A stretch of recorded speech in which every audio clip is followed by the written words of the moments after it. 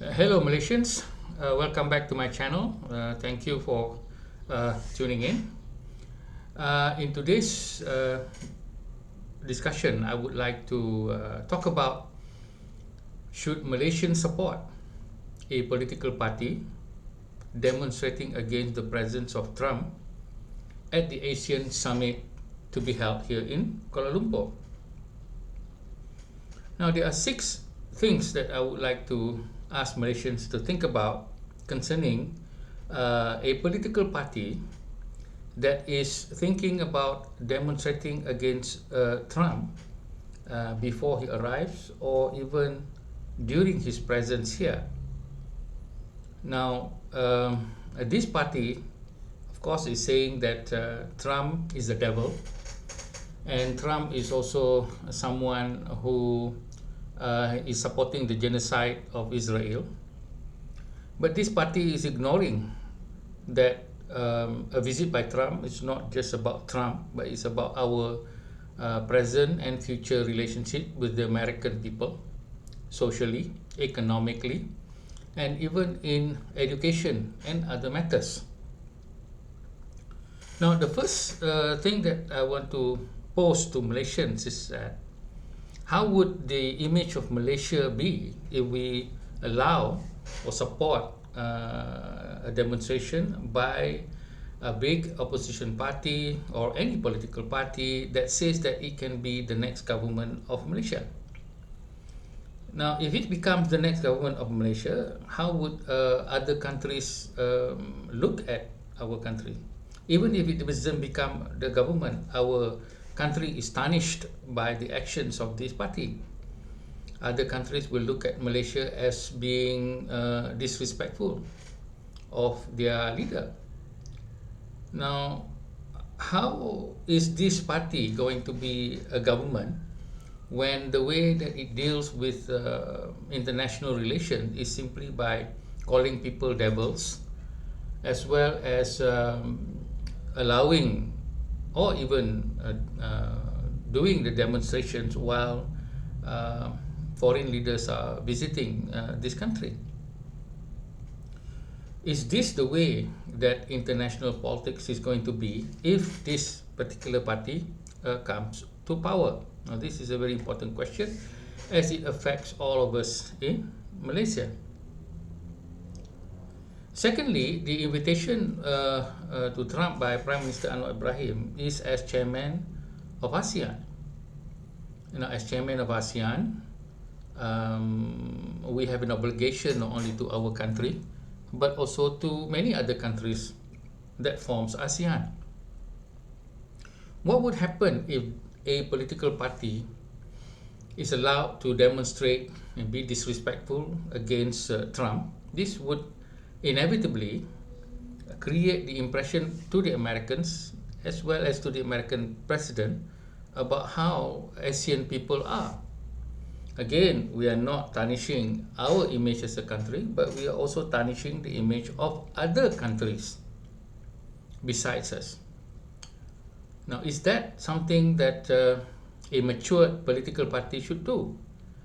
A matured political party should not just be looking at cheap political points or populist aspect with one particular group of voters like Muslims or Malays, using the Gaza issue or Palestinian issue just to score points. You will destroy the image not only of this country but also of our neighboring countries who seeks political, diplomatic, educational relations as well as economic relations with a big power like America.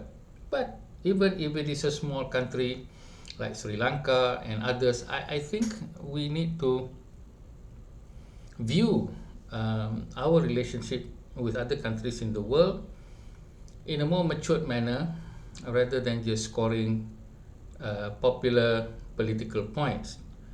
If there is a political party that strive on populist political point by destroying our relationship with other nations, then I think it is a questionable party to be allowed to rule our country. Now, the third point is that uh, what does Islam say about treating guests? Now, as a Muslim, I must ask this question, and I think there are political parties who's always shouting about Islam, shouting that they know Islam better than others, shouting that they are the defenders of Islam. But do they remember what the Prophet said about treating guests? In Islam, guests are very important, and even to the point of the Prophet saying that guests must be treated for 3 days. And after the 3 days, you are considered giving sadaqah or charity, but the 3 days is obligatory. In the Arab tradition, if a tribe came to another place and is being treated well, then the tribe will reciprocate. And this kind of relationship is very important in a hostile environment like the desert. Giving water, giving food, all these are very, very important aspects of not only courtesy but also diplomacy. And as I know Islam, we must treat the guests. Once upon a time, the Prophet Muhammad was not very happy with one personality, and he was venting to his wife until the person came to his door, but he treated the person very, very nicely. When the person left, wife of the Prophet asked him, I thought you didn't like that person. Why you treat him so nicely? Well, he is the guest, he said. So as a Muslim, I always remember that we should treat the guests with most courtesy, and it is not just a requirement. It is not just something of a good behavior, but it is an obligatory act, as far as I understand it in Islam. Then, what does Islam say about treating leaders? Now, again, here I learned from the Prophet Muhammad. Prophet Muhammad said that leaders you must treat with respect, even though you disagree with the leaders, but you must treat them with respect.